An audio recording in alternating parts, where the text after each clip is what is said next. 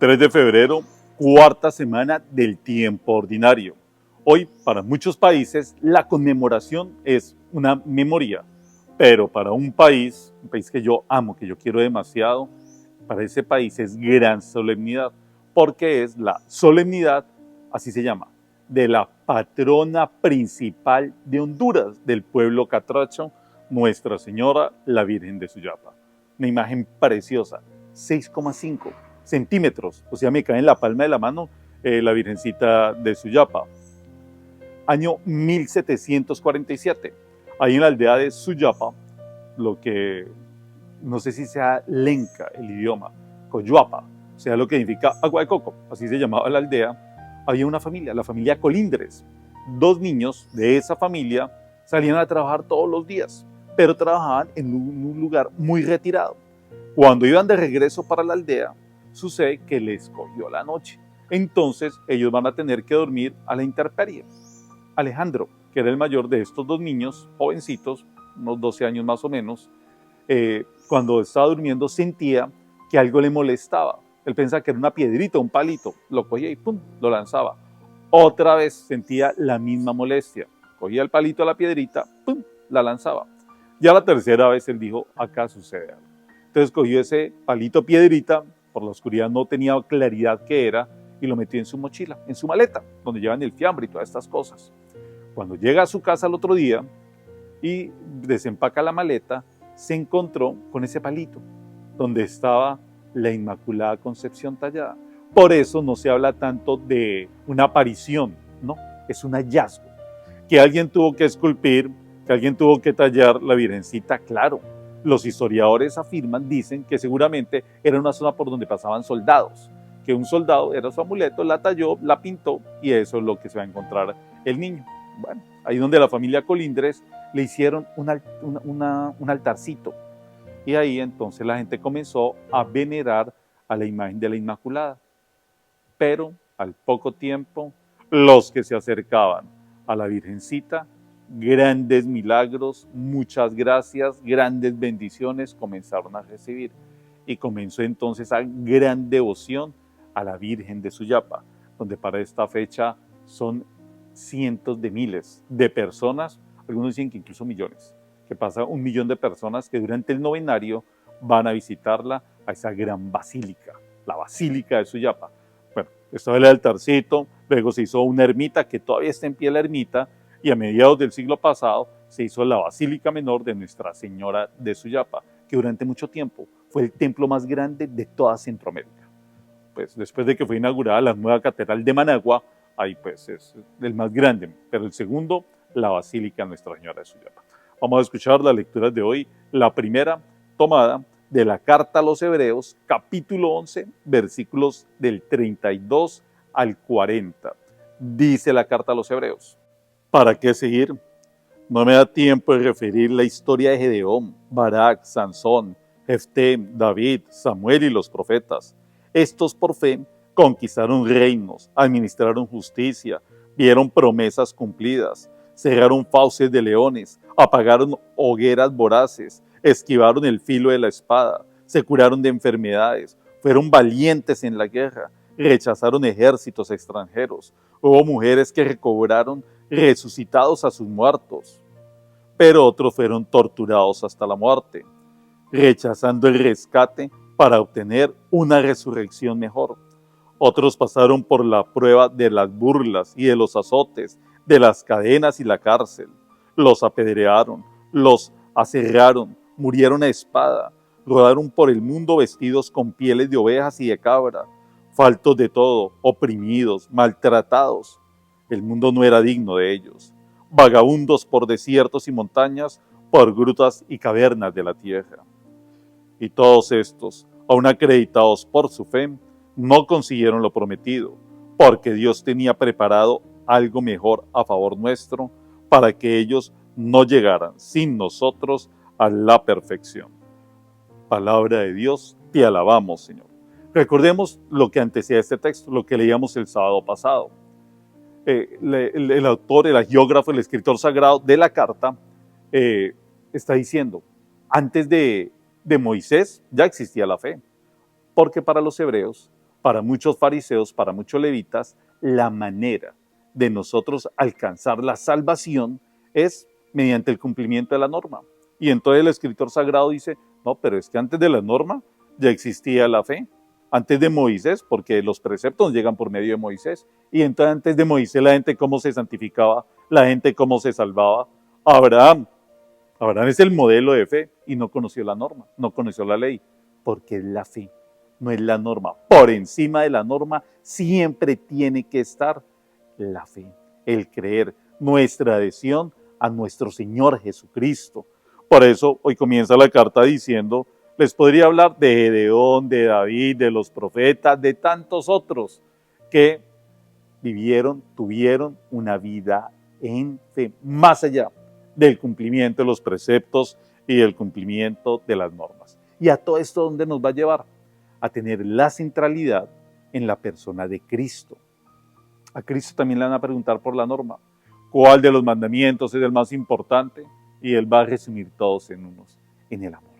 El amor a Dios, el amor al prójimo y el amor a nosotros mismos. Vivamos en el amor, en ese amor que se tiene que expresar, en ese amor que tiene que ser eficaz y no las normas, no es solo el cumplimiento de los preceptos. Hay algo mucho más valioso, hay algo mucho más importante que es la fe en Dios.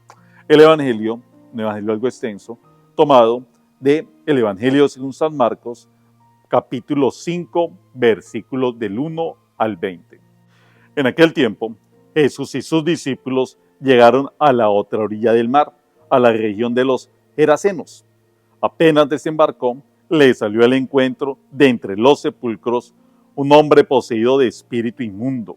Y es que vivía entre los sepulcros, ni con cadenas podía ya nadie sujetarlo. Muchas veces lo habían sujetado con cepos y cadenas, pero él rompía las cadenas y destrozaba los cepos, y nadie tenía fuerza para dominarlo. Se pasaba el día y la noche en los sepulcros y en los montes, gritando e hiriéndose con piedras. Viendo de lejos a Jesús, echó a correr, se postró ante él y gritó con voz potente: ¿Qué tienes que ver conmigo, Jesús, Hijo de Dios Altísimo? Por Dios te lo pido, no me atormentes. Porque Jesús le estaba diciendo: espíritu inmundo, sal de este hombre. Y le preguntó: ¿cómo te llamas? Él respondió: me llamo Legión, porque somos muchos. Y le rogaba con insistencia que no los expulsara de aquella comarca. Había cerca una gran piara de cerdos paciendo en la falda del monte. Los espíritus le rogaron: envíanos a los cerdos para que entremos en ellos. Él se lo permitió. Los espíritus inmundos salieron del hombre y se metieron en los cerdos, y la piara, unos 2000, se abalanzó acantilado abajo al mar y se ahogó en el mar. Los porquerizos huyeron y dieron la noticia en la ciudad y en los campos, y la gente fue a ver qué había pasado. Se acercaron a Jesús y vieron al endemoniado que había tenido la legión, sentado, vestido y en juicio, pero se asustaron. Los que lo habían visto les contaron lo que había pasado al endemoniado y a los cerdos. Ellos le rogaban que se marchase de la comarca. Mientras se embarcaba, el que había estado poseído por el demonio le pidió que le permitiese estar con él.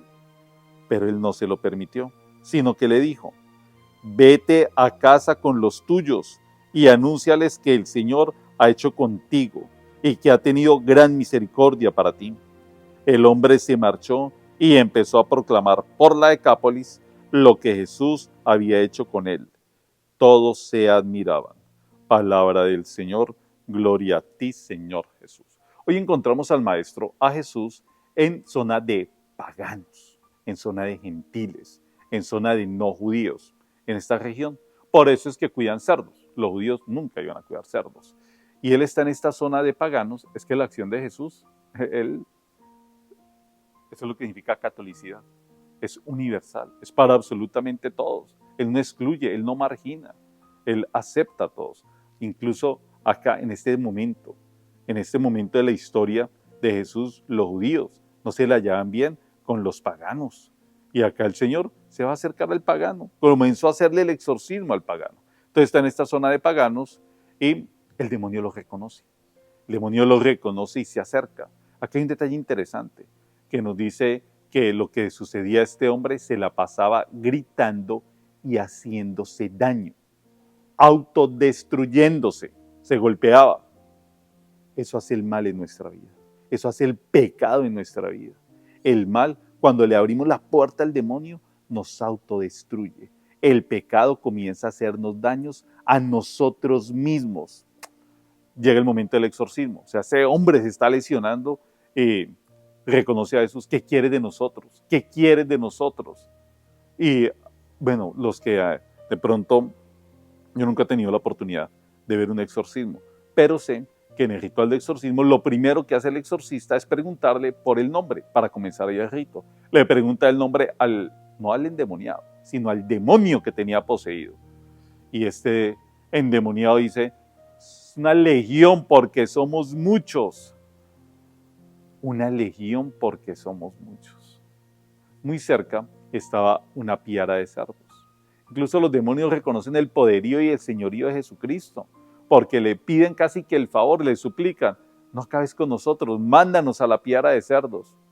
Esa traducción dice que eran 2000. Y el Señor les permitió que se fueran a la piara de cerdos, animales impuros para los judíos.